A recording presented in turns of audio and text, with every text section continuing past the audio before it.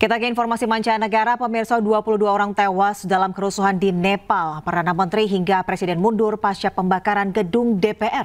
Istri mantan Perdana Menteri Nepal bahkan tewas usai kediamannya dibakar massa. Nepal kini tanpa pemimpin negara.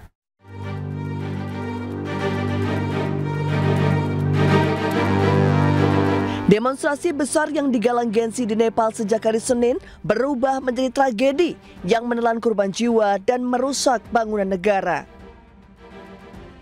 Rekaman udara menunjukkan kepulan asap tebal dan api menyelimuti beberapa lokasi di ibu kota, termasuk istana bersejarah Singadurbar.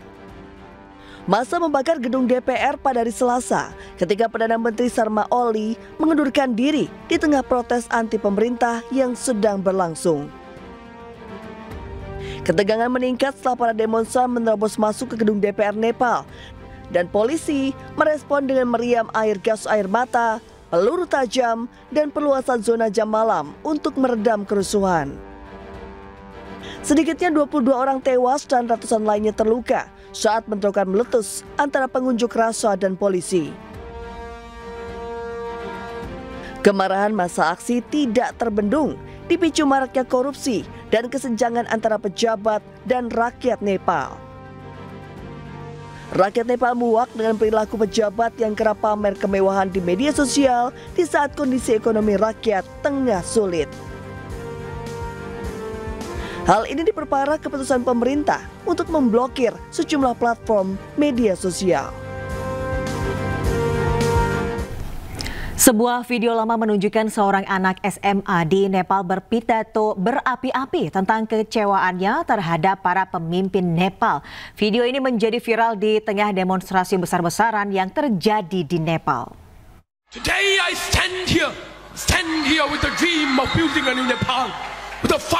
Video seorang anak laki-laki yang masih duduk di bangku SMA, Avishkar Raut, mendadak viral setelah menyampaikan pidato berani tentang isu korupsi di Nepal dalam sebuah acara sekolah.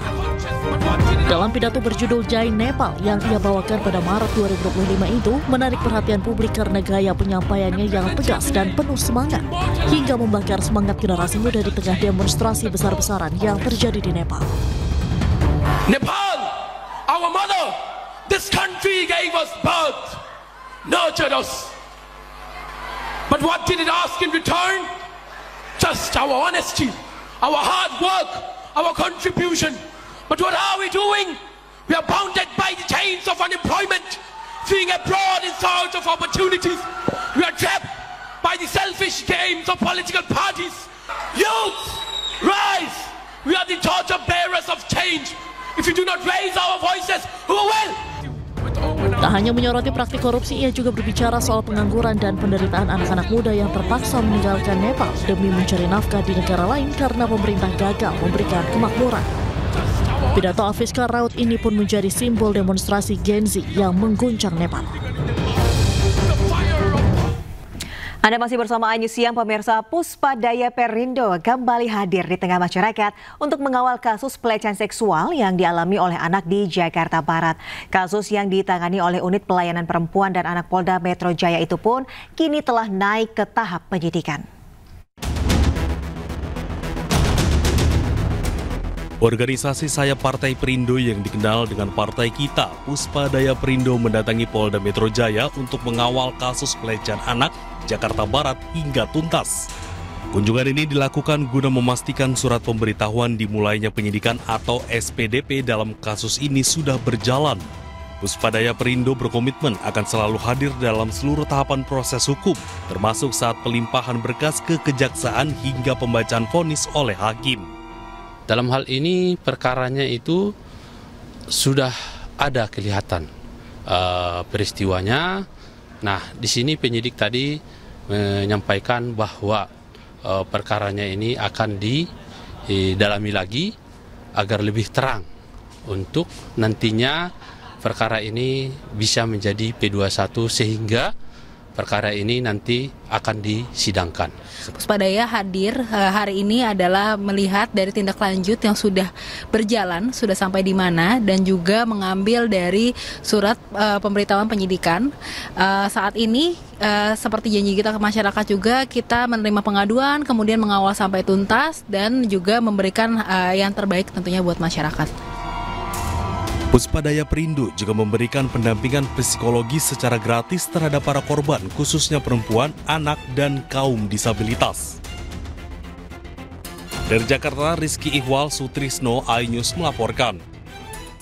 Dalam Rakyat Bersuara tadi malam, peneliti media dan politik Buniani menyatakan aktor di balik aksi unjuk rasa rusuh beberapa waktu lalu adalah pembela Jokowi dan Gibran. Dan berikut ini cuplikannya. Dia mewawancarai seorang sumber namanya Ahu, itu bukan nama sebenarnya, itu namanya disamarkan. Ahu itu mengatakan bahwa dia itu disewa, diberikan uang, dijemput di Jawa Barat, di kampungnya di Jawa Piru, dibawa ke sini. Lalu sebelum datang ke Jakarta, kemudian dia itu diminta untuk membuat bom Molotov. Itu laporan Mas Aiman. Jadi itu clear bahwa dan orang ini Ahu ini dulu pernah 2 kali melakukan demo. Satu mendukung Gibran, yang kedua mendukung Pak Jokowi. Nah, dengan kata lain bahwa yang merekrut Ahu adalah orangnya Jokowi, orangnya Gibran. Oke, jadi gimana? Ini Ahu adalah perusuh. Ahu adalah perusuh, salah satu perusuh. Betul, tetapi dia ini belum ditangkap berarti Ahu ya, belum ditangkap. Betul, ya. Dia orang yang ketinggalan. Oke. Dia orang yang ketinggalan. Dia dari Jawa Timur, Jawa Barat. Jawa Barat, oke. Dia kemudian datang ke gedung DPR, depan gedung DPR. Dia ketinggalan. Dia ketinggalan. Dia nggak bisa datang. Teman-temannya sudah ke tempatnya Pak Sahroni. Oke, waktu penjarahan. Betul, waktu penjarahan. Sementara itu Andi Aswan, PLT Ketum Jokowi Mania dalam program Rakyat Bersuara juga menentang keras sebutan geng Solo. Menurut Andi, sebutan itu sama artinya dengan menyebut warga Solo sebagai anggota gangster. Karena saya banyak sekali menerima hal-hal serupa. Hal-hal yang serupa meminta saya untuk bisa mengklarifikasi itu dari warga Solo. Karena pengertian konotasi geng itu kan konotasinya negatif. Apalagi kalau kita buka kamus besar Indonesia itu, geng itu cenderung mengatakan adalah negatif. Jadi nggak ada geng Solo tuh? Geng Solo itu, saya jelaskan dulu ini. Ya. Karena apa yang dikatakan oleh saudara Pangi itu, ya, dia mengatakan geng Solo, tapi dia tidak menunjukkan siapa geng Solo itu. Jadi menyamaratakan, mengeneralisir bahwasanya seluruh warga Solo itu adalah gangster. Ya, kalau dia artinya dia ini secara gentle, bukan chicken, dia katakan langsung aja. Geng Solo itu adalah Pak Jokowi, kemudian misalnya Pak Kapolri, misalnya dengan Panglima TNI, karena mereka semua dari... Nah, tapi kan itu istilah yang umum beberapa bulan atau bahkan beberapa tahun terakhir. Nah, itulah istilah-istilah itu yang digunakan oleh orang-orang yang membenci Jokowi. Perkataan itu. Kenapa nggak tunjuk langsung ke namanya saja? Karena pengertian gang ini, kalau kita lihat ya, di Italia ada satu daerah namanya Sisilia. Itu terkenal dengan mafianya. Ataupun geng Pablo Escobar misalnya.